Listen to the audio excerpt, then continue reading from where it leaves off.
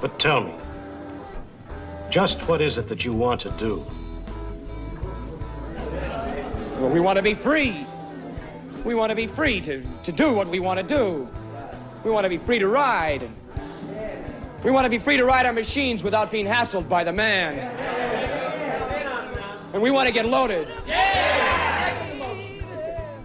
And we want to have a good time.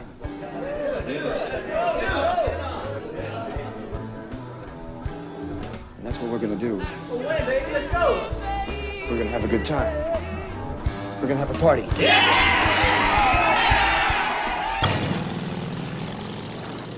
Welcome to another shit show on the Bikers Lifestyle Podcast with your host, Dirty and Tank. Percocet. That's a hell of a way to start a show with Percocet. What's going on, brother? How you doing, man? I'm fine, man. Dude, we're sitting here with fucking Joey out in California with the biggest fucking bong I've seen anybody smoke since high school. What's going on, Joey? Yeah, what's going on, man? Oh, nothing much. Just fucking working, wrenching, riding. Right on, man. I just got out of the garage myself and fucking wiring up my fucking handlebars. There's one thing I hate more than anything in life. It's putting fucking wires through fucking handlebars. I hate it so much. Especially if there was fucking bagger ape hangers, they all suck to get through past the corner. Yep. Dude, if there was a fucking company that came with pre-wired bars, fuck, they'd make millions of fucking dollars. Millions of fucking dollars. To drill a little hole in the corner so you can fish it with the pick. Oh my god, dude. Fucking where was he 4 hours ago, huh, brother? I know, right? Well, no, I'm not doing that. Come on, you know. then it shows that you cheated. But you can't. You know, when people fucking ask you, did you wire those? Yeah, I did it myself. Took me like 10 minutes. No big deal. Fucking whatever, dude. It took me all fucking day. Oh. Right on. So yeah. Go ahead. Take your hit, man. Show off. Go ahead. Hey, man. You found our show. You found the podcast. You saw Dirty put the thing out there for to come on Zoom and tell your deal. And so you're the first one. So here you are, brother. What's going on? Much. Fucking. What's your deal? No, I'm gonna ask a question real quick. So, American Fab Works, is that your shop? I don't have a shop. That's more like my side work deal. I work for a big parts manufacturer called Imes Elite. Oh, no shit. So we manufacture I do all the exhausts. All of our exhausts are handmade from beginning to end. I machine all the cones, everything.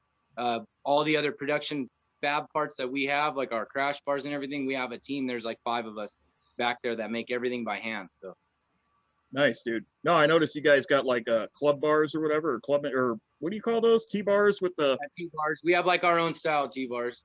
Oh, nice, dude. I almost put T-bars on my Road King, but I kind of ended up going with 8s just because I was too chicken shit to put fucking the T-bar thing on there because I didn't know how it would look. You want to be a Mayan? It's kind of a pain in the ass too, having to drill the holes in the nacelle for your T-bars and. Dude, but there's a guy running around our area and he's got a Road King, a newer one, and it's got fucking the T-bars. So I'm like, dude, that actually looks pretty fucking good. I kind of wish I would have went with those, but you live, you learn. Oh well. So do you do all the TIG weld in there, or? We actually have. There's all 4 of us that work in the fab shop all know how to TIG weld. We have 2 primary production guys. The exhausts are just kind of like my baby, so that's the only one that.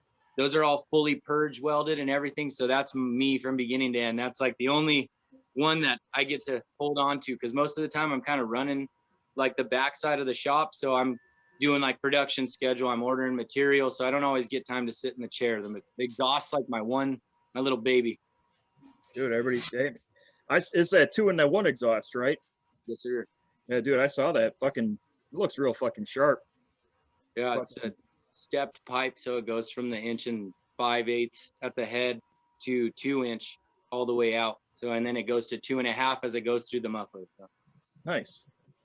Right on. Is that got any kind of packing or is it just a baffle? No, I don't do any packing in it. It's just a stainless perf that I slip roll and seam weld, and it's got no packing in it. It's basically just like a straight race muffler. It's more of a expansion chamber than an actual muffler. Well, I appreciate that. There's nothing inside my pipe except air. Yeah, mine too. Well, loud pipes get pussy. I don't know what to say, man. It works every time. So, dude, I was creeping on that page, man. Looked like you were doing like a turbo kit on a fucking like an old fucking Ford or something like that. Yeah, that was the shop that I was at before I went full time where I'm at now, doing hot rod stuff. So I was doing all intake and exhaust work, all the plumbing, doing new tanks on radiators, pretty much everything one off that we could do. Starting to move a little bit into sheet metal, but that's not really my thing. I've done a little bit of food grade stainless stuff. So I have like experience with the sheet metal and controlling warping, but that's not my thing. I'm not a body guy. No, that if there's one thing other than wiring handlebars I hate, it's doing body work. Trying to align, get all the gaps aligned, and yeah, that's not my deal. It drives me insane. Oh, dude, yeah, dude, I kind of come from the car world, and yeah, just like trying to hang a panel, and then you move the panel this way to get the gap this, and then this gap's all fucked up, and fuck that. You gotta move everything just a hair. You can't make one big movement. No, and if you go just a little too fucking hot, and that fucking panel warps, now you're fucked. Now you gotta fucking there's 2 fucking days of fucking dicking around. Trying to hammer it out and stretch it back out because now it's all shrunk in one spot. Yep. You know, this whole podcast is starting to turn into things that I just hate doing in life, but you know, whatever, dude. Fuck it. It's like, you're exposing your shortcomings. I don't fucking care. I've got a lot, dude. That's a whole hour right there. Shit. But club life will tend to expose a lot of your shortcomings. Yeah. Well, you know, I mean, you know, I'm fucking, dude, I'm old school punk, man. I'm old school DIY, man. Fucking, you know, I got too much pride to let anybody else fucking do shit for me. So I ended up fucking it up myself, and then learning along the way, you know, like fucking fighting with fucking wheel bearings and shit, buying cheap ass fucking wheel bearing pullers on fucking Amazon because I'm gonna save fucking $100, and it causes me grief for a day and a half. But that Jim's one, I'm telling you would have had it out in like 15 minutes. Well, you know, the one that I got that doesn't have a name but just a bunch of Chinese writing, I mean, it only took like an hour of fucking grinding down the fucking one head to fucking get it to work. I mean, how hard was that? You know? I was like a good day. Yeah, no, it was awesome. I recommend it. So I saw you were posting on our page. You did a big ass ride to fucking Nevada. Yeah, that was my first time going out of state, so that was cool. And doing it in a large pack is a whole nother experience, I'm sure you know. Oh, no, well, dude, it's like, it's trying to explain to somebody what it's like riding with 30 fucking bikes down the highway, doing whatever speed you're doing. It's an experience upon itself. You can't explain that shit, dude. No. It's not a hog chapter, so we're definitely not doing the posted speed limits. I'll say that. Well, you know, certain clubs ride a certain way, you know. But I mean, you know, but like, yeah, well, you know, I mean, I don't know. You know, I've seen Sons of Anarchy, so I'm pretty much an expert in all things motorcycle club related. Oh, is that what it is? Okay. Yeah. Well, I mean, you know, Kurt Sutter and fucking Sonny Barger wouldn't lie to us. But no, long story short, dude, fucking, I'm a little jealous, dude. Fucking, I got married in Vegas a couple years ago, and I was bumming around just in a car because, you know, we didn't take a bike because apparently the wife didn't want to ride all the way to Las Vegas on the back of my Road King to get married. Of course, I don't see what the big deal was, but she was all like, she didn't want to do it. So we flew out there and we rented a car and we just bummed around. There's some fucking nice scenery out there, dude. Like the Valley of Fire area and shit.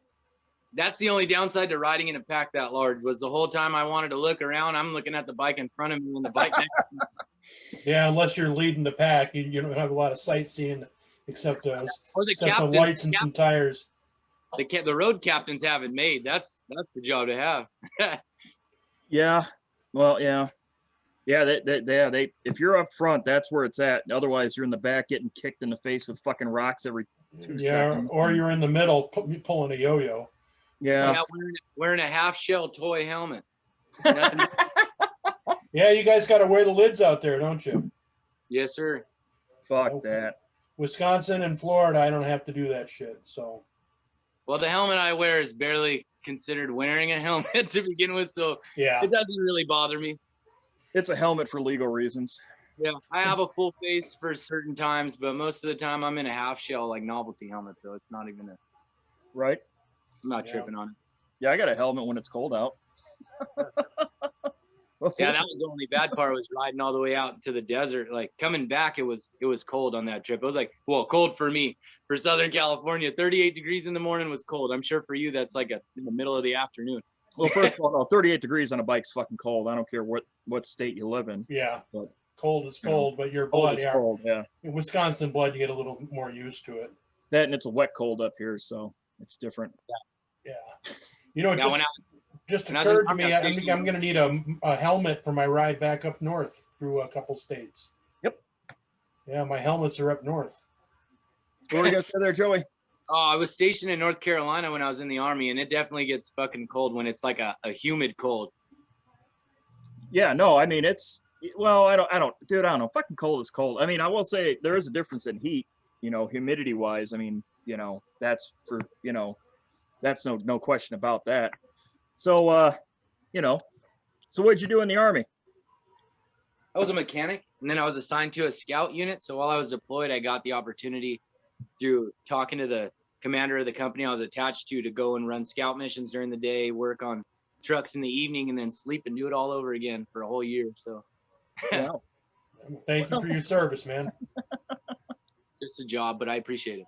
Yeah, no problem. So, clubs, what do you got? You got a biker lifestyle out there in California. You're part of a club experience out there. Well, I'm gonna hang around with a fairly large chapter of a large club on the West Coast. I mean, it's just like anything else, just normal life. You know what I mean? Most of the day I'm working, wrenching on bikes, fabbing, and then every occasionally here and there I get with the chapter and we go for a large ride, hit a couple bars. It's normal shit. You guys are used to club stuff, just riding around with your brothers, just having a good time. Man, I'm gonna say this right now. The hang around period is the best part about being in a motorcycle club, hands down. The world by the balls, man. All the fun, none of the responsibilities. Yeah, absolutely. It's the best. Yeah, enjoy it. You know, let's put it that way. When you take that next step, though. Yeah, I'm not rushing that. I know that comes with time, and I see a lot of dudes rush it, and it definitely either they get into trouble later because they went way too fast and didn't learn what they needed to learn before they made that step. And a lot of guys don't even realize what exactly is expected of them once they make that step. I know what's expected of me, especially after going through the military. It's very similar, but I know I'm not ready to go there, so I'm not in a rush, you know? Yeah, that's one thing I don't think a lot of people realize, that the whole motorcycle club hierarchy and structure is almost based completely on what military, you know, service or branches do. You know what I mean? Yeah. I mean, I mean, well, obviously, you know, it's kind of started by vets way back when, but you know what I mean? Yeah. The difference between hanging around and prospect would be like going to military, like veteran functions occasionally versus joining, you know, like having to go through basic training. So it's like, not everybody's willing to make that step where they're willing to get yelled at and told what to do for 8 weeks so they can earn what comes after it. Some people just want to go and have the drinks and party and then go home. Well, that's why fucking a lot of clubs get pissed off at these fucking dudes that just decide to make a pop-up club, you know? It's like they want to skip the fucking whole process and become generals right the fuck away, you know? Yeah. Shit don't work that way. And in doing that, they skip the whole process where they learn Mm-hmm. the protocol and how the scene's supposed to go. So all of a sudden they barge into a bar thinking nothing of it, like 5 deep, all patched up, and run into a real club. And they think they're just supposed to be accepted because even though they didn't go through the proper channels. There's way more, especially, I'm sure it's the same where you're at, but I know for a fact out here on the West Coast, it's definitely, there's a process to it. You don't just make a patch and start wearing it. No. You mean you don't just like make a patch up that says "Ice Cream Men from Hell" and throw it on your back and then get a contract from TV to make a documentary series out of it? There could be a fucking club out there called Ice Cream Men from Hell. You just fucked up. We don't know about that. Now we're gonna get fucking hate mail from the Ice Cream Men. That is true. They dropped that patch. I watched the episode. If you wear a patch that you didn't get permission to wear, somebody else might acquire that patch. That so it's your risk to take, I guess.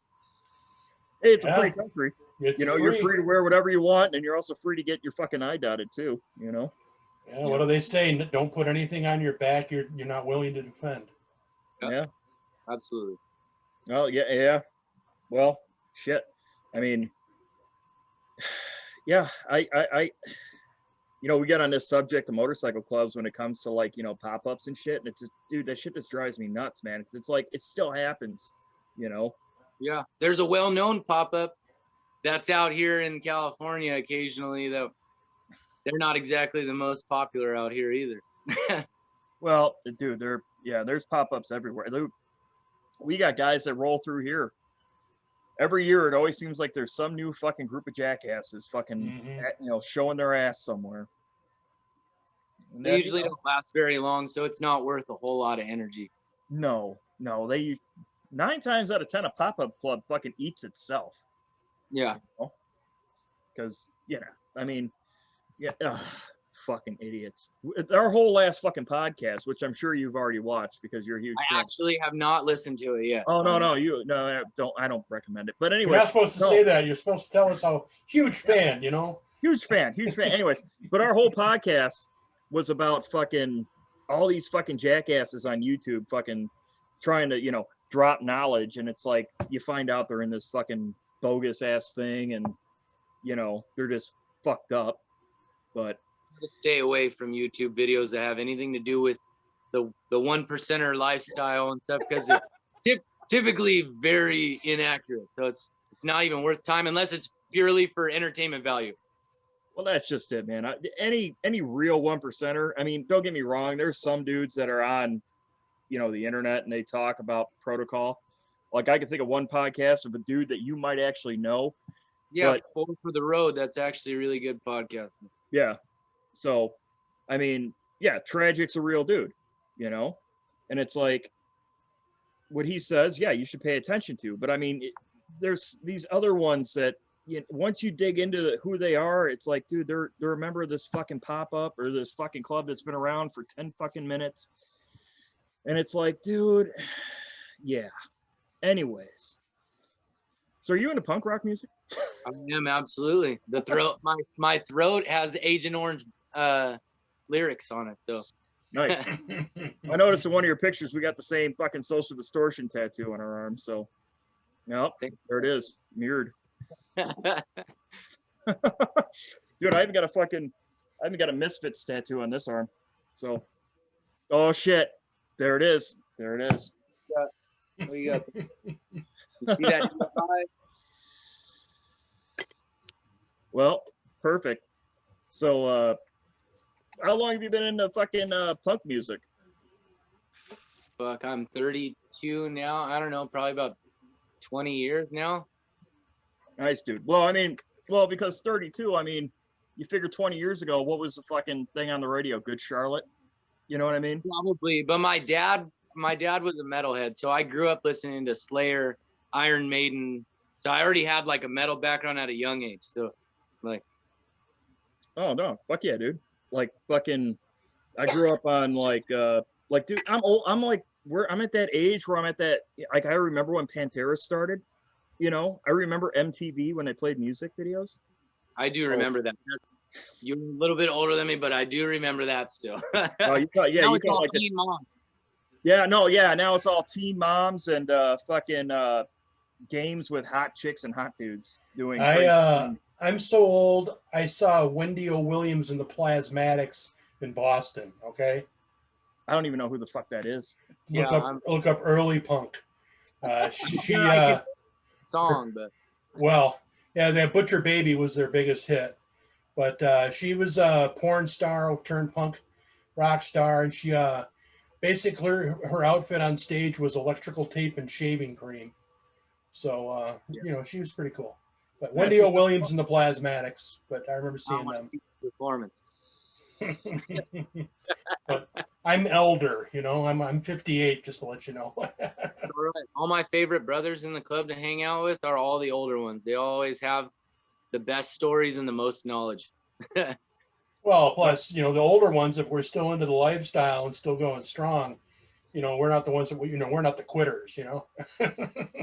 Definitely not the ones that weenie out after like a year or two. Some of these guys have 13, 20 years. There's been a couple dudes out in our area in Wisconsin that they were patched in 8 years before I was fucking born. You know what I mean? Yeah. Like, you know, they start telling stories and they're like, you guys have no idea what the fuck partying really is. You know, you have no fucking idea.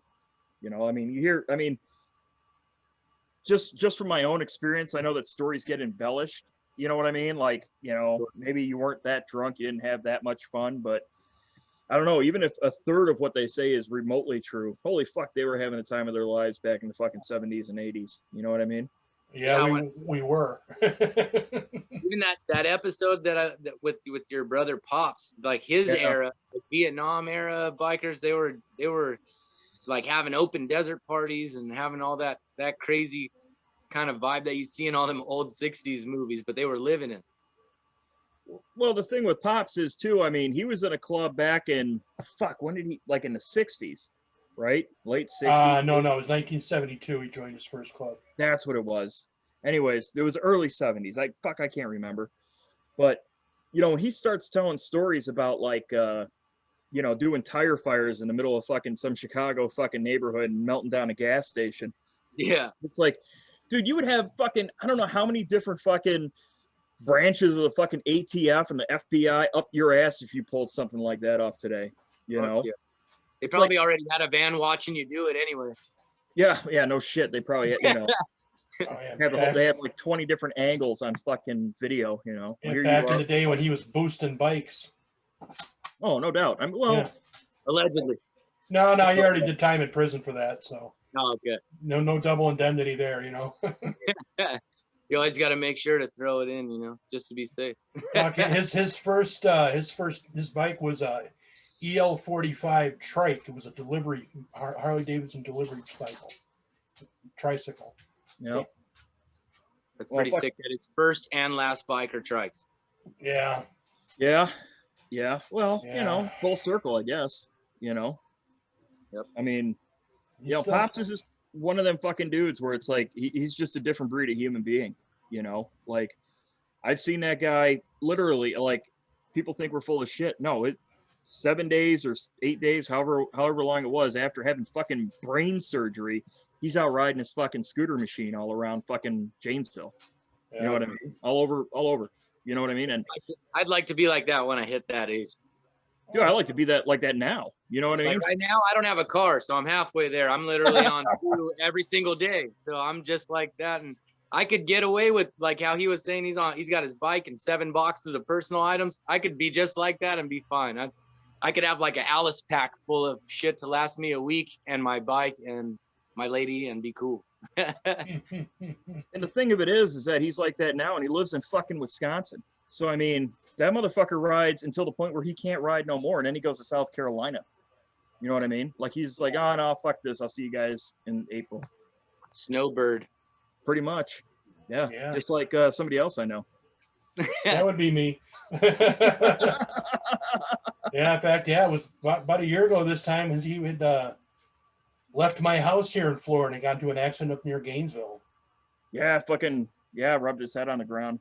80 miles an hour. 80 miles an hour, took a digger, lost it. Yeah, that was his old bike, man. He had almost 300,000 miles on that bike, and that was the last journey it took. Yeah, it was too mangled up to be put back together again.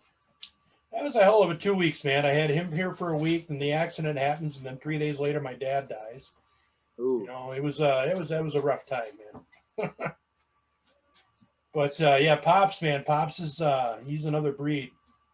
He's doing all right. He's doing okay. So, what kind of bike do you ride there, Joey? Yeah, I ride 2000 Dyna Super Glide. Oh well, yeah, we've just became best friends. That was like my first Harley was a 2000 FXD. So, I love carbureted bikes. Everybody's like, bro, you got to get a newer bike. Like, you don't have, You shouldn't have to be warming your shit up when everybody's trying to roll out. Like, I'd rather just go out 5 minutes earlier, smoke a cigarette while she warms up, and she runs bomb. I did a full 3-hole service on her before I went on my trip. She ran fine. I had 2 fuel-injected bikes end up in the back of a truck, and mine ran fine, carrying me and my lady all the way there and back. And you could work on a carburetor, you know? Yeah, absolutely. I don't trust computers. No, as a rule. I miss my fucking Dyna every fucking day. Like, I even know who has it, and I keep trying to buy it back from him. Dude won't sell it. He's like, no, man, that thing fucking runs too good. I'm like, yeah, I know. Let me get it back from you, though. Let me buy that back real quick, though. He changed it up a little, though, didn't he? Huh? Didn't he change it up a little? It's going to be changed up. Oh, it's tore down right now? It's slowly becoming a chopper. Ah. He just got a frame, and yeah. But yeah, he won't. Yeah, he's like, dude. Well, he bought it like a year and a half, 2 years ago. Yeah. And he was going to turn it. He basically just wanted it for the engine and tranny and everything to turn it into a chopper. And he ended up fucking not turning it apart because it ran too fucking good. He was like, fuck, man. He's like, this thing fires up every fucking time. Like, something about, the old 88, twin cam motors, they I don't know. They just made them good, I guess. I mean, I got a feeling. I think part of it. Huh? I think part of it might be that the twin cam holds just a little bit more oil. Like when they went to the 103s, even like when I do 3-hole services, I noticed the difference. Like if I put the same amount in an 88, I'm still about a half a quart shy. It holds about a half a quart more, and I think it runs a little cooler, so the life of it lasts a little longer. Yeah, I think you might be onto something there. Either that or, dude, like my bike's like 21 years old, and she runs like a champ. Yeah. I mean, that to this day, I mean, that dude could go out there right now, fucking turn the key on, pull the choke cable, hit the button, and the thing will fire right up. I never stuck any fucking shit in the tank, like that stable. Well, okay. Well, up here and up north, we have to store our bikes, and they want you to like put shit in the fucking tank to fucking store it. I never did any of that. Didn't even put a battery tender on the motherfucker. It is good to put stabilizer in there because the moisture in your tank will make it rust on the inside while it sits. So it's not a terrible idea, or at least some heat. Put some heat in your tank, but even just some dry gas. Yeah, I just fill it up. I just top it off. That's a good idea. Keeping it full works. Yeah, and yeah, I never dicked with it. Just straight up like, fucking the snow started melting. Fucking turn the key. Fucking push the button. Thing fired right the fuck up. So, how many months do you have to let it sit though? Only 3 or 4 months, maybe? Yeah, about 3 or 4 months. Yeah, it's not bad. Yeah, it ain't bad. I mean, it's not that long. Dude, you should see some of the fucking rubs up here, man. They fucking put their bikes away in like September, and they won't even go and get them until like May.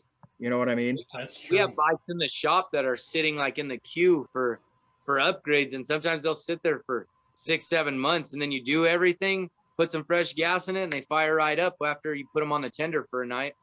Yep. Dude, and I love people like that because that means that when I buy that used bike, it's going to have low fucking miles on it, Like I bought my bike already 20 years old with 11,000 miles on it. Is this your first bike? No, I had an 07 Electric Glide Standard before. Oh, so you went from a bagger to a Dyna. Yeah. I still have my bagger, but it's all disassembled. I took it apart and I was going to paint it. And then I bought the Dyna and I fell in love, and I kind of just left the little bastard child in the corner at the shop. So yeah, I know how that goes. I got projects that are just laying around. I'll get to them someday. That's funny funny too. Pieces of her, so. Well, that's what happens. You buy a bike and you don't sell it, so you buy a new bike. Now you got 2 bikes, and you go, well, yeah, I'll ride them both. Now you always end up in the one you like the best. Yeah. Well, I mean, it's hard to work on a bike when you have one to ride. You know what I mean? That's and I'm already working on the one that I'm riding all the time. Well, yeah, it sucks having multiple projects, man. It's like, I've rebuilt the carburetor. I already high-sided her once, and my crash bar saved it. But I had to replace the crash bar. I had to replace the primary, the outer primary. But luckily, I'm able to do all that at work. So I got it like all back up and running within a week of when I high-sided it. But nice. I'm always doing something to it. I'm always maintaining it. You just got a CV carb on there? Yep. I know a lot of dudes that fucking hate on that CV carb, and it's they like, shouldn't. get it. If you get it working right, that motherfucker will work, dude. You don't need an Absolutely. SNS or Mikuni. You know, I have a Mikuni sitting on top of my toolbox at work, but I didn't get all the adapters and everything in time before my trip. So I just rebuilt that CV completely, changed all the O-rings, all the seals, put it back together, and kind of just played with the air mixture, and it ran amazing all the way to Nevada and back. Yeah, the CVs, they take a little bit to get them dialed in, but man, once they do, they're pretty bulletproof. I'll say for the 88, about a turn and a half back on the air mixture screw is pretty perfect. Well, yeah, I don't know what your exhaust setup is, so. Oh, I got a thunder header, so it's a pretty common setup. Yeah. you don't have one of your exhausts that you build on that bike? Actually, funny that you say that. I can't afford to buy it at retail price. It's like $1,500. But material wise, it's got a different cost. And my that's smart not to say that. my buddy at work offered to buy me the raw materials so I could build myself one off the clock, and he'll take my thunder header. So well, thunder headers are pretty nice too. Yeah, he had an all black one and I have a chrome, and he digs it. So he's like, I'll pay for the materials and take that thunder header off your hands, and you can build yourself one of ours. So that's the next step. That'll be done here in the next couple of weeks. I actually need to order material and build a few of them. So fuck yeah, man. Well, I mean, that's fucking, I like hearing fucking dudes still being able to do this shit, you know? A lot of people just rather just fucking go on Amazon and buy cheap ass shit, and they put it on their bikes, or they take it to the fucking dealership and they fucking spend $1 million on, well, just, you know, crappy ass fucking exhaust, you know? I mean, it's nice to hear that he does his own maintenance. He actually does maintenance, you know, he's looking at it. There's a lot of guys that don't even do that. They just, you know, throw gas in it and, you know, ride it until it breaks. No, I'm always, every little vibration, I get used to all of them. So whenever something's weird, I know already. And I'm always doing my 3-hole services. I'm always doing my own tire changes, because we have a tire machine. We have a full service shop. We're a full custom shop. So I can do all my own tire changes, all my own. If I had tubes, I could do that, but I have mags anyway. But we have the capability to pretty much do anything I need to do to my bike. So that's nice. You got those 13-spoke mags? Yes, I do. Dude, I had those on my bike. I had no idea how much people out west are willing to pay for those fucking things. Oh my God, it's ridiculous. People will pay, like, if they're powdered and have tires on them with bearings and everything, people will pay upwards of like $3,000 for them. I know, don't say nothing, dude, because I'm gonna fucking try to get those wheels off my old bike, just so I can put them on like Instagram or something like that and try to sell them. He's like, oh, give me $100. I'm like, all right, cool. I guess. The store, if you can do that. I actually saw a set for like $500 not too long ago, and I was like, somebody better jump on that. No doubt. Like here in the Midwest, like FXRs and shit, dude, they're next to nothing. Really? Like, yeah. Like, dude, my wife's uncle died. He had an FXRT. Okay. All original. Completely. He bought the motherfucker brand new back in 87, 85. I forget what year it was. Had the fairing, had the back, everything. Dude, they sold that bike for like $4,000. It had like shit, maybe fucking 40,000 miles on it.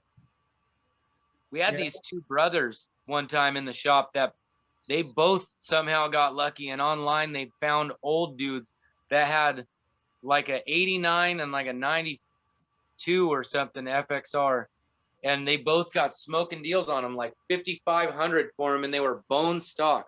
Yeah. With low miles. It was insane. Yeah, in the Midwest here, man, fucking the whole Dyna club scene just hasn't really taken off. So yeah, you could still find like like our bikes, you know, like the old Street Glides, $3,000 all day long, $3,000, the whole fucking bike, nothing wrong with it, just go and buy it. You know, it's fucking crazy, man. You go fucking 2,000 miles west, and that's like, you know, high dollar fucking bike, dude. It's fucking sought after. It's fucking crazy. I actually got lucky when I found my Dyna, because it's pretty much in the same condition I got when I bought it. Like, it already had those risers and bars that I have on it. All I did was change like the pegs, I think, and the integrated taillight. I put a sissy bar on it. Small upgrades, but I got it overall for like $6,000 with low miles, and it was amazing. It's been good to me this whole time. If anything, I've abused it more than it's abused me. Hey man, they could fucking take it, dude. I fucking beat that fucking Dyna I had like a redheaded stepchild. It's got, well, when I sold it, it had 75,000 miles on it. I think the main reason the club style look took off on the West more than out where you're at is the lane splitting. Everybody wants the narrow T-bars. You can't split lanes with ape hangers and bags and all this wide shit hanging off the side of your bike.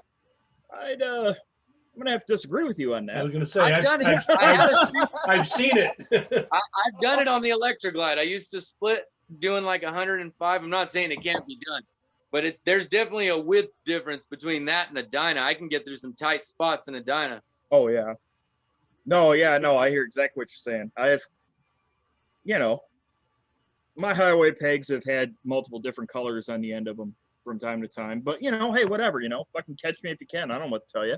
Fuck Especially off. out here, there's certain individuals who might try to get your autograph that they're on BMWs that are pretty versatile, but they're still a little wide. So the tighter I can get myself through something they can't is to my advantage. Yeah. Yeah. Fuck those guys though, That damn paparazzi, they always want the autograph. And a little money. And they always got to bitch about something, Oh, did you know your fucking bike's too loud? No, I didn't fucking know it was too loud until you told me so, dick. I can't hear it over the wind. My bad, bro. Yeah, sorry, man. This is the way I bought it. I don't know. I don't know anything about bikes. This is the way I bought it. That's how I got it from the dealership. I'm running Vance and Hines long shots on mine. More usually that conversation goes, "What? I can't hear you. My bike's too loud." You're the bike in the pack no one wants to ride next to. Yeah, that's the truth, isn't it? You're actually talking to the two guys that actually have the two bikes that nobody wants to ride next to. Mm-hmm. You guys like Rochambeau for who's going to be on inside and who's going on the outside. We don't care anymore, but there are other guys that won't. But yeah, I'm always on the inside, and I like to ride zipper. He likes ditch, so. Well, I got a 117 with an open header, so I mean, it just is what it is. It's loud as fuck. I mean, yeah, 11.5 to 1 compression. It's just loud as piss. I wouldn't be anywhere near that thing in the pack. No, you don't. You want to be in front of it. Yeah, mine's a 94 Evo with straight pipes, Vance and Hines long shots. And I love seeing Evos still running strong. That's because they're getting fewer and far between. Even a lot of the guys building FXRs are doing twin cam conversion. So the Evos are getting farther, even on the West Coast with the whole club style, and everybody loves Evo's the greatest motor. The twin cam conversion is taking over, and you're starting to see less Evos even out here on the West.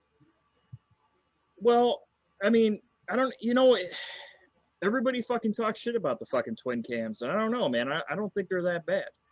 Maybe I don't have any complaints.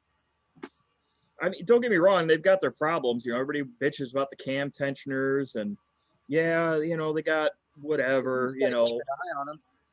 Right, yeah, do your fucking maintenance. How about that? Yeah. I opened my cam cover just maybe about a month ago just to make sure the shoes weren't worn down.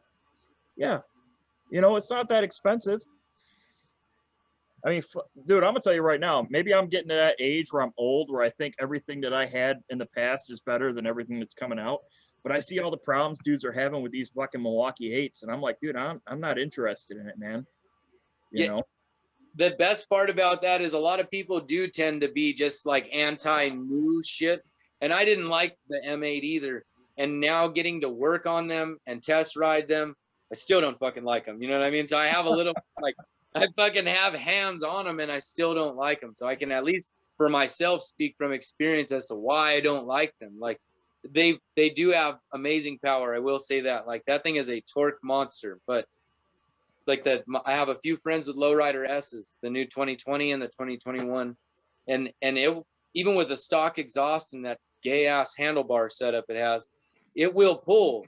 But I mean, you have to do a lot to make them look good. I really wish Harley would fucking pull their head out of their ass and at least throw a set of T-bars or some kind of apes or something on some of these bikes. If you just look at primarily what's happening with them as soon as they leave the showroom, and you're worried about your sales going down, why don't you start throwing some shit at them that people are putting on them as soon as they take them off your floor?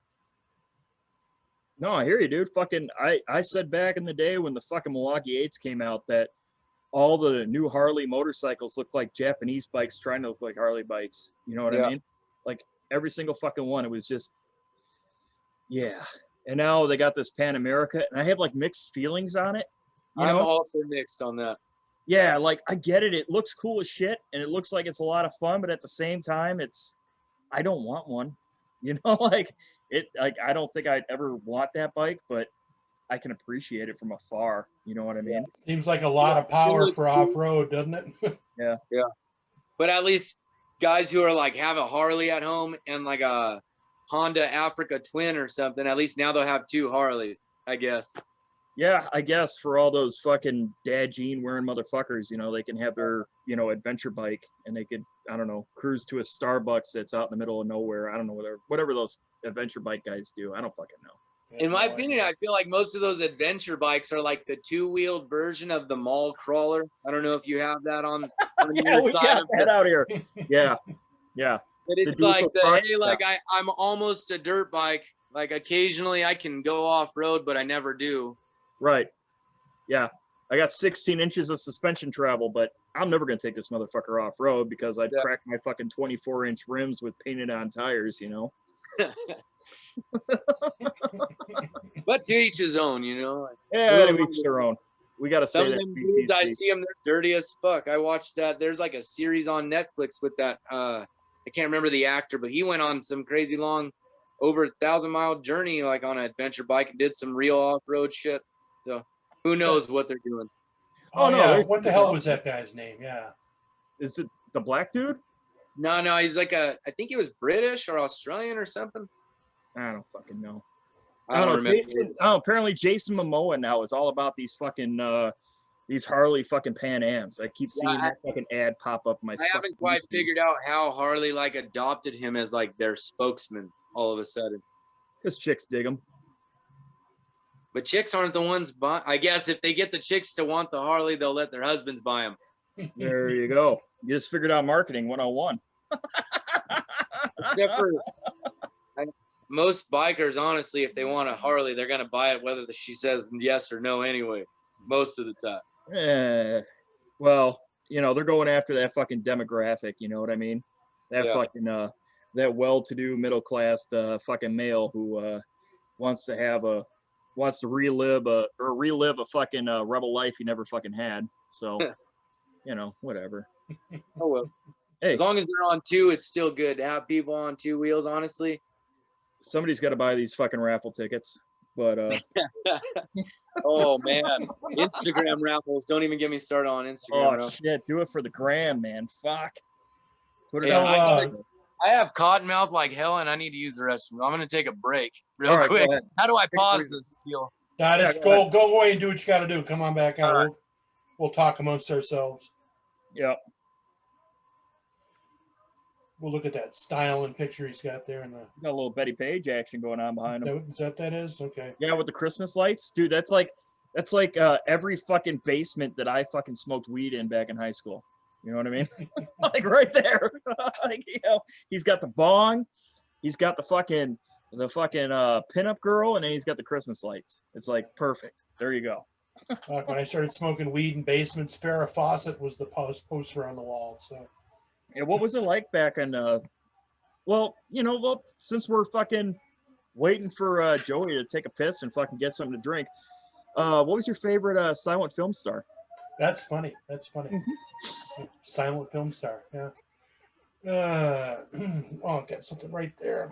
What was it like buying bread for a nickel? I'm just kidding. Bread for a nickel. I don't know, man. I do know when I started driving cars, that gas was 65 cents a gallon. Wow. So a long fucking time ago. It was a while ago, yeah. Fucking Joe Biden raised it up 65 cents just being in office. Joe doesn't even know where he's at. Yeah, come on, man. He was in the middle of a speech yesterday in Houston, which like 10 people showed up for. And he goes, where the hell am I? He said, right in the middle of the speech, where the hell am I? You see, you drop the N-bomb and a fucking Yeah. Oh yeah, I know. Joey dropped the fucking N-bomb. That's a hell of a word slip there, Joey. Come on. Yeah. Not this Joey, but Right. Yeah. Joe Biden. Joe Biden. We should find out how this guy found out about us. Well, when he's come back from the pisser, you go ahead and ask him. Oh, okay. Or don't. How about Or that? don't, yeah. Like you, man. I'm just saying. Like there's rules for this shit or something? I don't know. Oh, there he is. There he's back.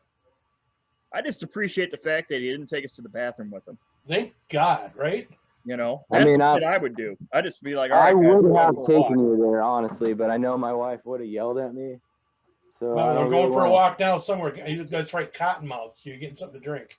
Yeah, Cottonmouth, and he said he's glad he didn't take them. He said he loves you an awful lot, honey.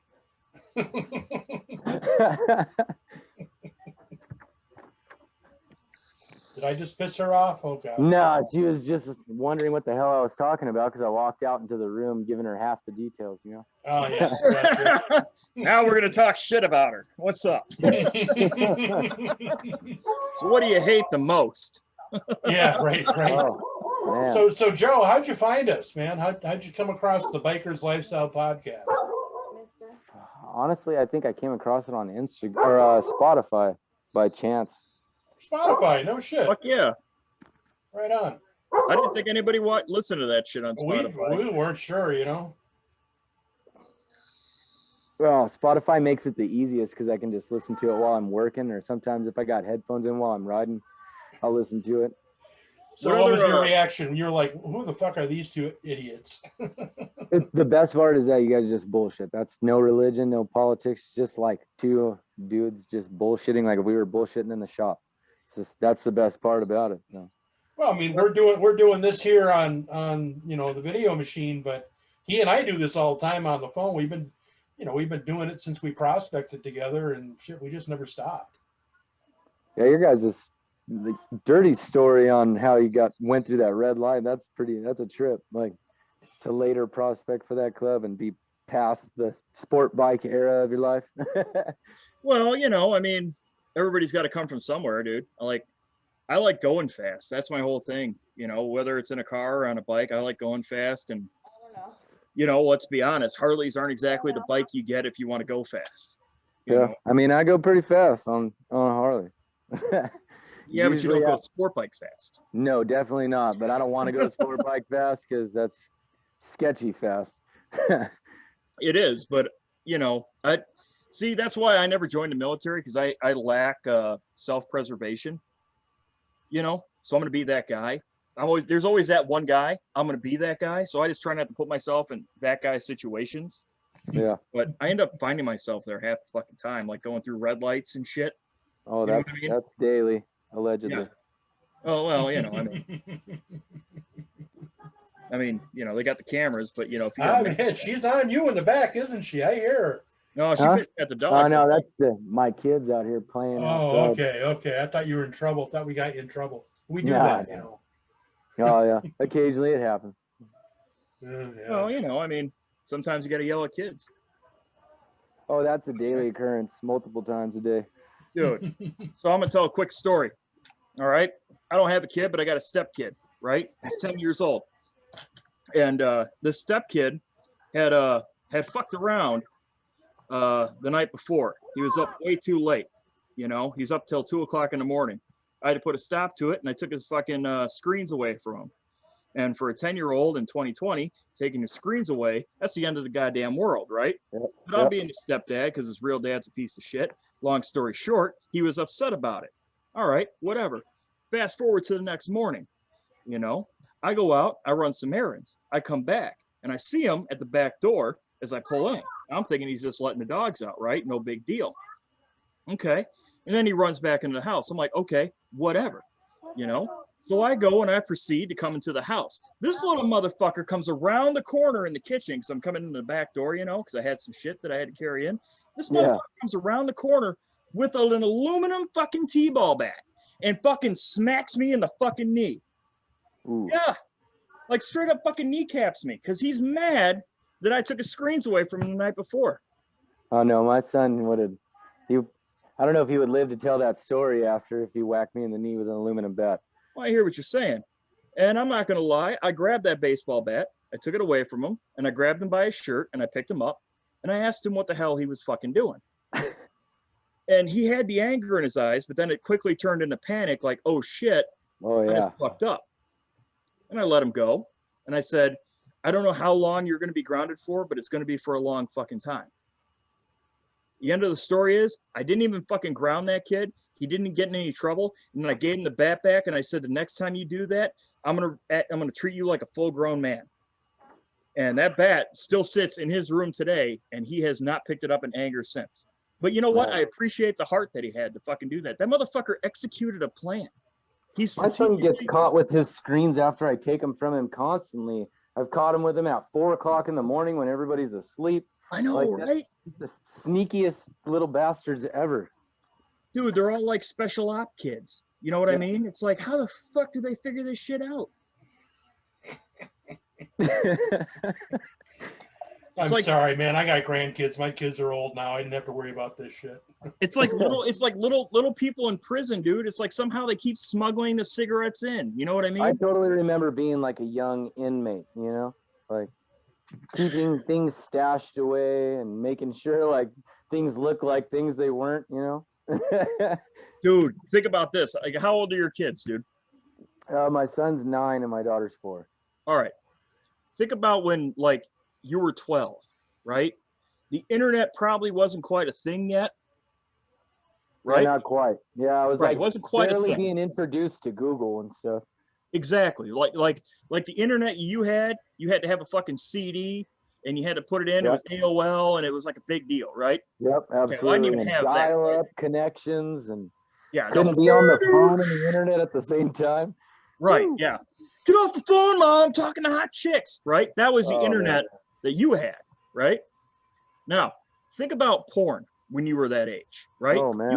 You had to like fucking know a dude that fucking stole a dirty magazine from the gas station when the fucking Habib dude wasn't looking and shit. I had a right? homie whose dad had a lifetime subscription, so he had like every issue of Playboy to dig through. He's always the Already. most popular kid to be around, too. And then when He you was found out actually, there was like, this thing kind of a called, recluse. and then you had this thing, and then you found out about Penthouse and they were fucking spreading their butt cheeks and shit, right? Yep. You know? Okay, now think about the fact of what you can see on your cell phone right now that your 12-year-old or your 9-year-old when he turns 12 is going to start seeing. You see Yeah. what I'm saying? It's like, dude, they're going to be at like next level fucking porn watching when they get to that age. It's like, Yeah. fuck. How do you insane. combat that? But the good thing is now we don't have to have the shit for them. Like I think about the sadness of him never getting to find a Playboy. You know what I mean? Because they don't exist on paper anymore. No, they don't. I don't have a collection. It's my fucking Pornhub account unless he finds the password. I'm a gold member, motherfucker. Right, premium. Platinum. Like me on Brazzers, but Yeah. Oh, fuck, here we go again. Dirty, did your mom ever Google that shit like you told her not to? God, I fucking hope not. I hope not to. Holy shit. Fuck. Well, I mean, you know, it's just trying to raise kids in this day and age. It's just it's a brutal fucking task, man. Absolutely. Like these fucking kids now, they have access to all this shit. And it's like, dude, you got access to, dude, this motherfucking kid's trying to tell me about coronavirus. You know what I mean? It's like, dude, Yeah. what the fuck are you talking about? CDC? Motherfucker, I don't even know what you're talking about. Man, kids, it trips me out how often they swear they know more than you. You know what I mean? Like, it's insane to get almost into an argument and then you halfway catch yourself and you're like, why am I even arguing with you? Like, you don't even know what the fuck you're talking about to begin with. Exactly. You don't know shit about shit, motherfucker. Shut the fuck up.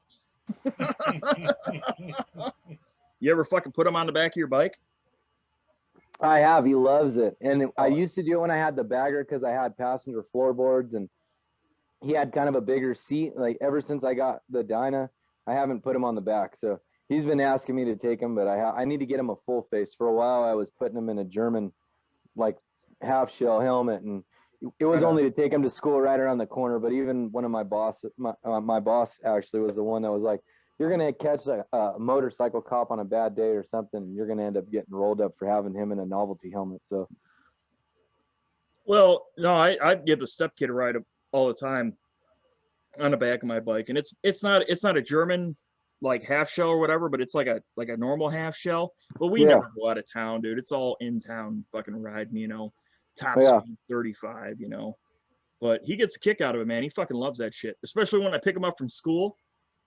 Because this okay, first of all, this kid's gonna be a little pimp, because whenever I pick him up on the bike, right, he'll be putting his helmet on and stuff, and you know, he gets all strapped in, and then as we're leaving, he is waving goodbye and screaming at every little girl that we pass. He's like, "Oh, bye, Madison.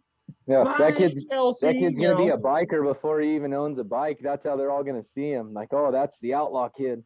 Oh, no doubt, right? Like, dude, like he started riding on the back of my bike, and now he insists that most of his t-shirts have skulls on them and shit, you know. And yeah, I've ruined that kid forever, unfortunately. He's gonna want a fucking bike, and he's probably gonna knock some chick up at 16 and tell me to fuck off and end up in jail, but whatever. And then when he's like 30, you guys will be like best friends. Yeah, I'll still be telling him he doesn't know shit about shit, but Yeah, at least, you know, we can drink together. So doesn't know his ass from a hole in the ground. yep. Watch out for that Harder when I aluminum came bat. What's that, Tank? Watch out for the aluminum bat. Hey, Yeah. fuck him. Dude, At I'm least from now I got a Chicago, man. heads up. You know, now I'm on the lookout for the aluminum bat. Dude, I'm telling you, man, them little motherfuckers, they get ballsy, dude. Because it'd be like, I'll call CPS, I'll call Child Protective Services. No, you won't. Shut up.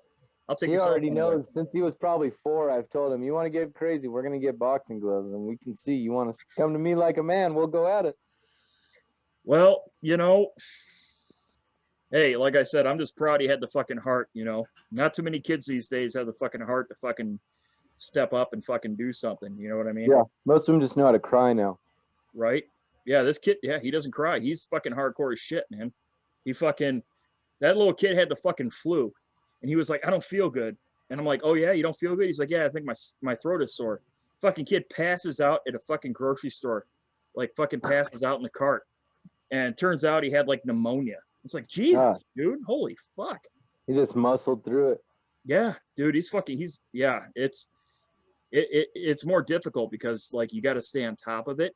Because if he doesn't become like a CEO or somebody of power, he's going to become like a fucking international drug dealer or something like that. He's going to run a prison gang if I don't fucking keep an eye on this kid. You know what I mean?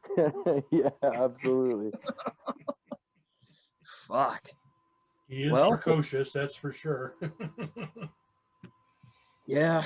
I mean, he's fucking lives with me, so what do you expect? Yeah. Exactly. Yeah, every time my kid gets like an attitude, I'm like, what the fuck is your problem? And then my lady just looks at me and she's like, look at who his parents are. Fair enough.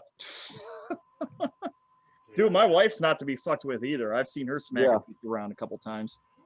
My lady's like 4'3" and she'll smack somebody and then stab somebody right next to her.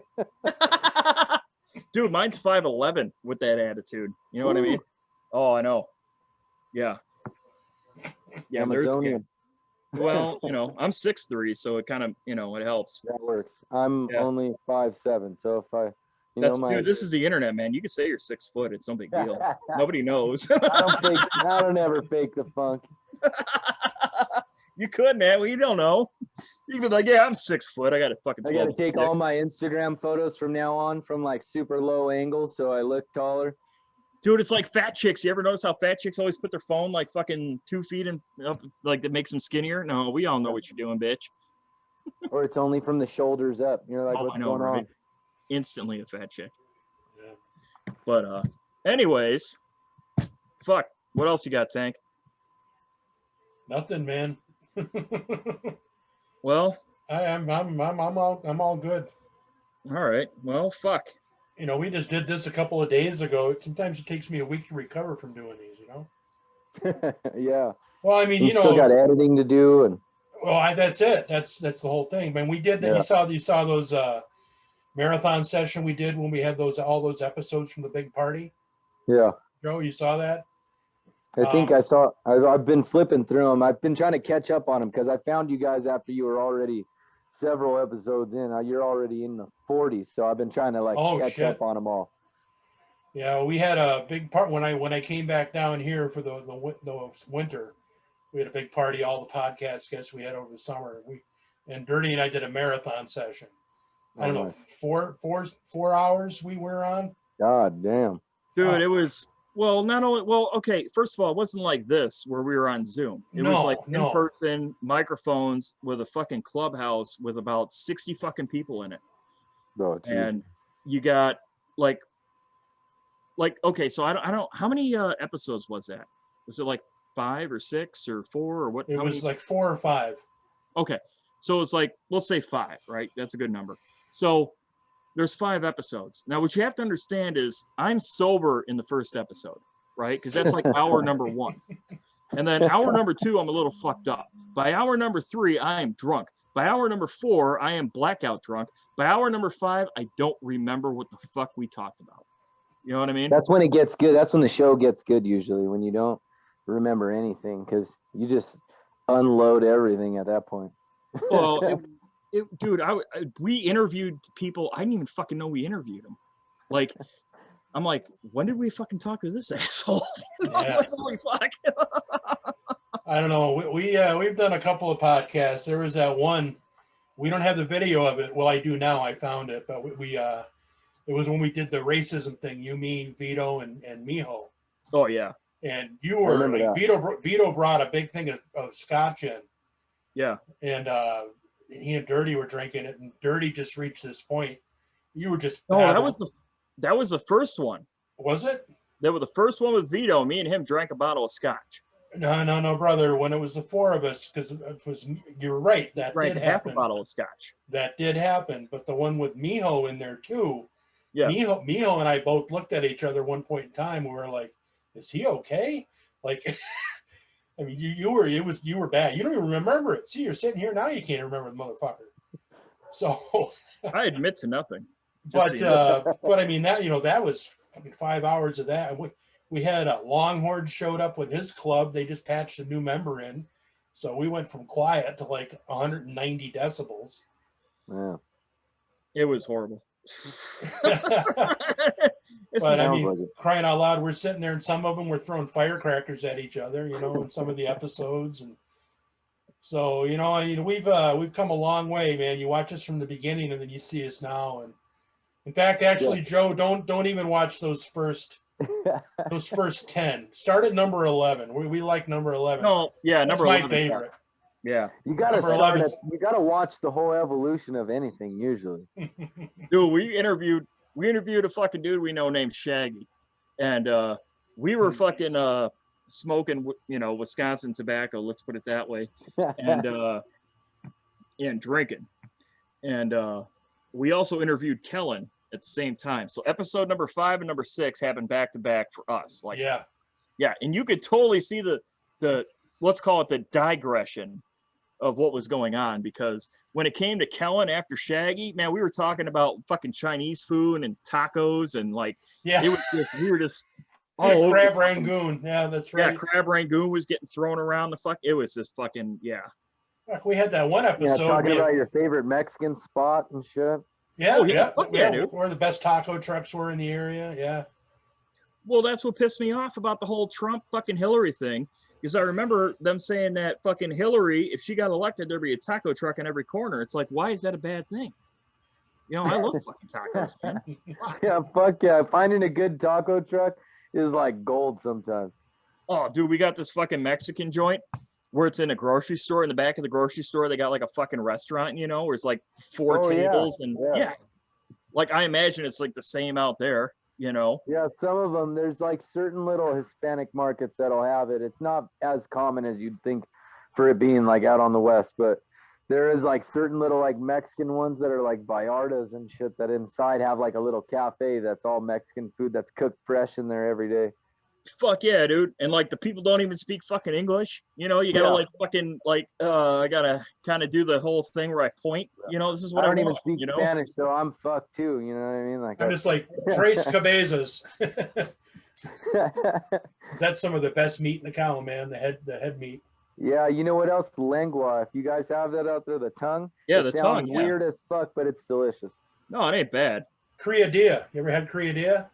No. Don't. It's basically it's bull testicles is what it is. I'm cool on that. Yeah. Yeah. So criadilla bad. I stick with asada. I know what it is. Yep. So Pastor's pretty good too. Yep. The common ones. You know, I don't venture too far out. I will say I like menudo, which is like not everybody likes that one, but well, I can't do the tripe, man. I'm cool with it. The texture is weird, but I've eaten it my whole life, so it's like it's not a big deal. Yeah.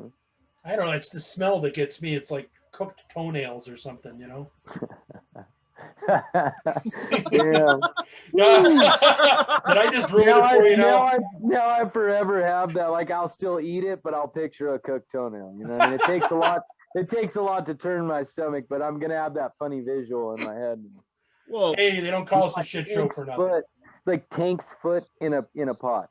Ooh, I don't recommend that. No. Hey man, I ruined fucking strawberries for my wife because I'm like, it's the only fruit with blackheads on it. You know? How do you ruin strawberries? Strawberries are delicious. Because I told her it's the only fruit with blackheads on it. They look like blackheads. It looks like it's the seeds. It's their seeds on the. Oh, I hear you, but she like delicious. now she's like, I can't eat fucking strawberries because now every time I'm like, it's got blackheads. I don't want to eat that. Fuck. Covered in chocolate, and then she doesn't have to look at them anymore. There you go. That's what she does too. You know, because Midwest, so you know it is what it is. You need that extra weight for the winter. Yeah. Mayonnaise, chocolate. I know you guys love like anything that'll pack on a couple extra winter pounds. Ranch dressing is big in Wisconsin, let me tell you. How do they do it down there in Florida since you guys don't have to prepare for the winter? In Florida, it's a lot more chill down here, man. The biker scene's pretty chill because you can ride year round. So, you know what I mean? When a guy, you know, guys like they'll get a lot of their bike work and stuff done in the summertime because like it's just ungodly hot in the summer. Yeah. I'm starting to hit that part of the year right now where all the dudes that like all the Dyna bros that only ride in the nice months of the year when it's fun to go and do wheelies on the freeway for like 2 or 3 months, they're all coming in for tires and 3-hole services right now, and then they'll ride for the summer and they'll park it and it's a trip. Trips me out, like the new generation of Harley guys. Like it's totally cool that they all want to ride old Dynas. It just sucks that they're only like stunt guys or like guys that only want to ride every now and again. Like I ride every day, which doesn't make me any better. I just like a bike is my life. You know what I mean? Some of these guys, they go and do a couple wheelies on Saturday and Sunday, and then they park it all week. And then as soon as it gets below like 65 degrees, that thing's in the garage for the rest of the year. Yeah. And California, to me, does not have a riding season. It's all year is riding season here. So you're not a big fan of the unknown riders? No. Okay. I mean, I can't say anything about their skills. I mean, it's cool what they can do. I can't match it, so I'm not going to speak to that. But they're. To interrupt right now, but somebody stole the George Foreman and your BMX bike. Oh shit. Gone. Awesome. I don't know. I've not gone outside, so I'm gonna go text it to him right now. But. Okay. Oh, my bad, bro. I just found out that somebody robbed some shit off of my patio that apparently my lady just discovered. So. Oh, dude. Well, you know, if you got to kick somebody's fucking ass, man, we can let you go. Now there's nobody out there. She doesn't. It must have happened overnight. Nobody noticed because it's like shit we don't touch very often. But she just noticed, so that's all that was. Oh. Well, I wish I had somebody's ass to kick, but it probably happened in the middle of the night. So. Fucking tweakers. Yeah, life's a risk, Darnell. I don't know what to tell you. Well, I tell you what, man, Joe, it's been a pleasure talking to you. It really has. Yeah, I appreciate you guys having me on. That's pretty cool. I appreciate it. I'll keep listening. Yeah, man. Yeah, keep listening. You know, interact. You know, make some comments and shit. We know you now, so yeah. You know, you're a little more elite with us. Lack of a better word, you know. At least we know you now, you know. Yeah. Well, we know you're a proud boy, so it's good to go. Fucking dirty, I appreciate man. it, guys. Well, I guess we'll wrap this up. Thank Joe a lot here for coming on here, letting us know about his biker lifestyle. Good luck with that hang around thing you got going on. Hope that pans out. Thank you, bro. And hey, everybody, remember the most dangerous part in your motorcycle is the nut that connects the seat to the handlebars. Peace. Thanks, Joe. Yes, sir. Absolutely. Have a good day, guys. Oh, yeah.